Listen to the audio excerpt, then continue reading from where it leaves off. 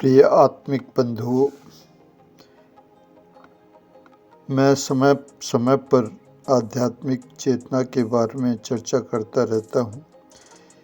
कृपया हमारे चैनल को सब्सक्राइब करें और अपने विचार व्यक्त करें ताकि मैं आपका सहयोगी बन सकूं। आज मैं प्रकृति की संरचना एवं जीव का प्रादुर्भाव के बारे में चर्चा करूंगा। एक बार ब्रह्म ने यह कार्य करने के लिए ब्रह्मा जी को यह विभाग दिया।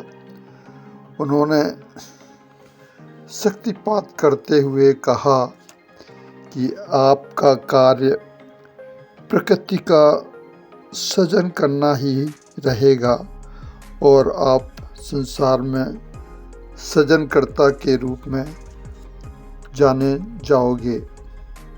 भगवान ब्रह्मा से प्रकृति की संरचना की, जिसमें सूर्य, ग्रह, उपग्रह, समस्त तारा गणों का एवं आकाश गंगा की रचना की और उसमें ब्रह्म द्वारा दी गई शक्ति अर्थात कॉस्मिक एनर्जी का उपयोग किया।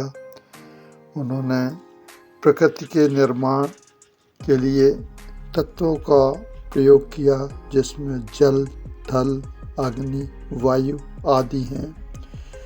उन्हीं तत्वों से उन्होंने समुद्र, पृथ्वी, सभी लोगों का निर्माण किया। फिर उन्होंने सूक्ष्म से बृहद रूपधारी जीवों का निर्माण किया ताकि सभी तत्वों को प्रदूषण से बचाया जा सके। और सबसे अंत में उन्होंने नर और नारी का निर्माण किया। अभी तक उन्होंने 4 तत्वों का ही प्रयोग किया था। अब 5वें तत्व की जरूरत थी, जिसको हम ऊर्जा, शक्ति, एनर्जी आदि नामों से जानते हैं। अतः उन्होंने 5वां तत्व का भी प्रकृति को प्रदान किया, जिसमें संपूर्ण संसार चलायमान हो गया और सभी जीवाणु, पृथ्वी, ग्रह, नक्षत्र, उपग्रह आदि गतिशील हो गए। और सबसे अंत में उन्होंने मनुष्य को बनाया ताकि उसको अपनी खोज करने में मदद मिल सके।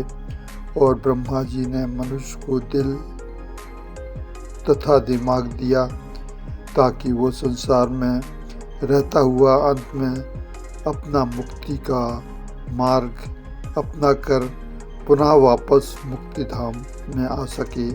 मुक्ति धाम का मतलब जन्म मृत्यु से परे होकर परमात्मा में विलय हो सके।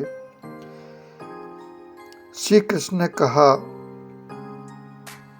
कि हे आत्माधारी शरीर, तू दिल दिमाग से मुझ में लगाना और सभी दिमाग संसार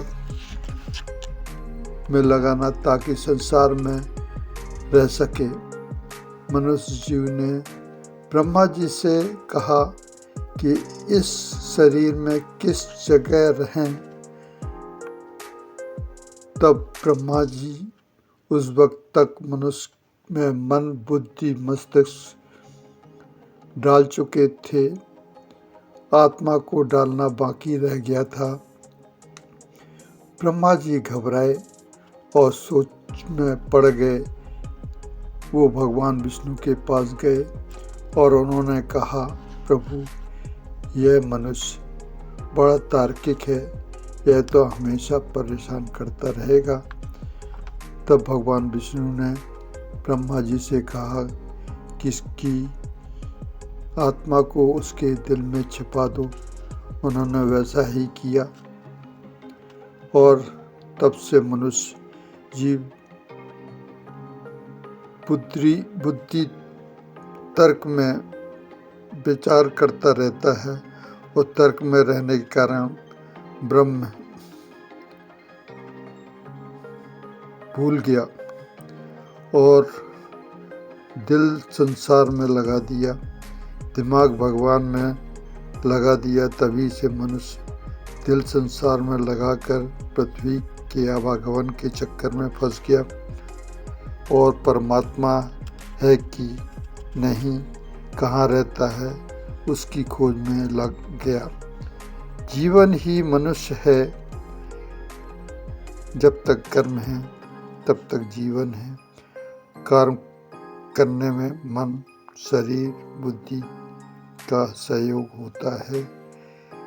धन्यवाद। हमारा यह विचार आपको कैसा लगा, कृपया अपने विचार व्यक्त करिए। धन्यवाद।